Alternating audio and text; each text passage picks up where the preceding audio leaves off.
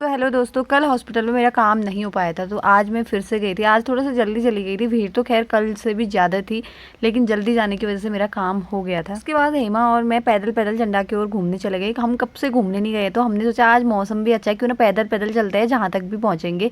धूप भी आ रही थी, कभी कभी हल्की फुल्की बारिश भी हो रही थी, तो छाता तो खैर थी हमारे पास।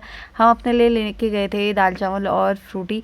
पहले ना मुझे कुरकुरा और चिप्स बहुत ज़्यादा पसंद थे, लेकिन अब मुझे जब से दाल चावल आया ना, मुझे दाल चावल ज़्यादा अच्छा लगता है। तो फिर उसके बाद हमने ये खाया और फ़ोटो वगैरह ली वहाँ पे थोड़ी बहुत। उसके बाद हम थोड़ा पैदल पैदल आगे चले गए थे। यहाँ पे एक फार्म हाउस था जंगल के बीच में, काफ़ी अच्छा था। तो थोड़ी देर हम यहाँ पे बैठे, हमने बातें वगैरह की एंड फ़ोटो ली।